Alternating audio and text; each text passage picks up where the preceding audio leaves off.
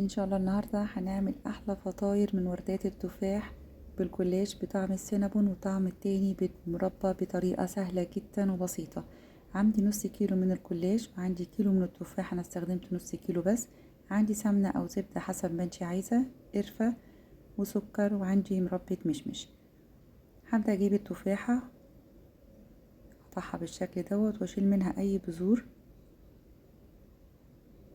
وابدا ان انا اقطعها زي شرايح بالطول كده، وياريت تكون رفيعة جدا علشان تتلف معايا بسهولة بالشكل دوت. بالشكل اللي شايفينه دوت. هبدأ اضيف عليها الليمون عشان عارفين ان التفاح بيسود بسرعة، وهضيف عليها مية مغلية وهسيبها فيها من دقيقتين لتلاتة علشان يطرى معايا ويتلف معايا بسهولة. هجيب اي صينية فيها ورق كب كيك او صينية عادية، مش لازم ورق كب كيك، وهجهز حشوة السينابون عبارة عن 7 معالق من السكر وعليهم معلقة كبيرة من القرفة، وكده جاهزة معايا. هجيب 4 ورقات من الجلاش، متعملش واحدة واتنين علشان متقطعش منك اثناء اللف، بخليها تكون سميكة شوية، فهي 4 حلوة قوي. هبدأ ادهنها كده بين كل طبقة وطبقة بالسمنة او الزبدة بالشكل اللي شايفينه ده.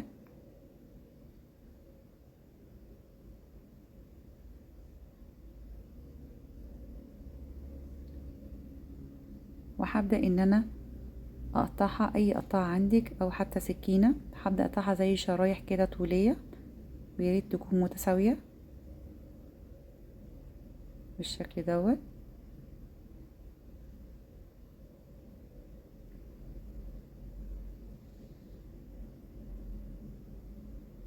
هي كده اصبحت معايا كده، شايفينها جاهزة كده شرايط.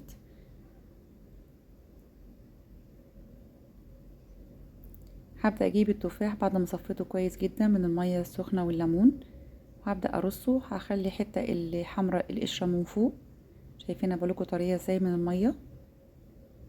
وهبدأ ان انا ارصها كده، وهرش عليها بقى القرفة والسكر بالشكل دوت، وهبدأ ان انا اتنيها، وهبدأ ان انا الف.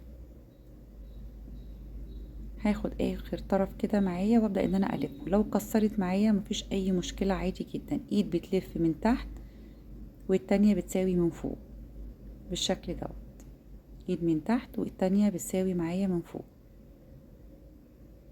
شايفينها حلوة جدا اهي، سهلة جدا مفيهاش اي حاجة. وهاخد الطرف الاخير كده بمسحه بمسحة بسيطة كده من الزبدة واقفلها،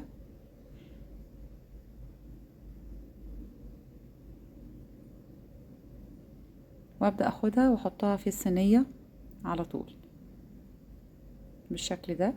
هخلص كل الكمية وهوريها لكم.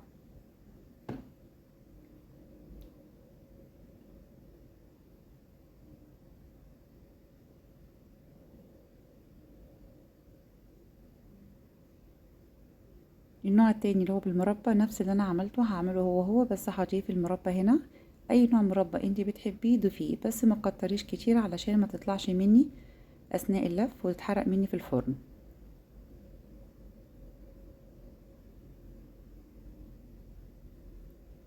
هقفلها برضو زي ما عملت كده في الاولانية، هعمل دي برضو كده، وهبدأ ان انا اقفل. بصوا، ايد بتلف وايد بتساوي. برضو هشكلها واحطها في الصينية.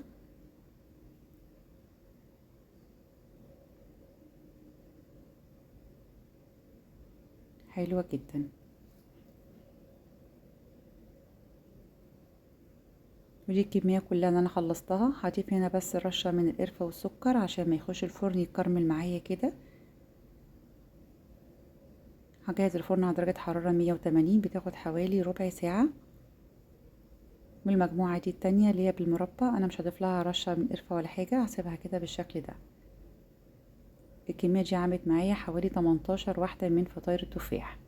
واول ما تطلع معايا شايفين بقى شكلها عامل ازاي، حلوة جدا. شايفين بقى السكر مع القرفة، طبعا عارفين ان التفاح بيعشق حاجة اسمها قرفة وسكر. بصوا حلوة جدا، بصوا متكرمل، طبعا ريحتها جميلة وفي نفس الوقت فيها قرمشة وحلوة وسهلة وخفيفة، ما خدتش مننا وقت خالص. جربوها هتعجبكم. ولو عجبكم الفيديو منسوش الاشتراك في القناة وتفعيل الجرس وتعليق حلو علشان يوصل لكم كل جديد. سهل وبسيط، مخدش مننا وقت خالص، وبالهنا والشفا.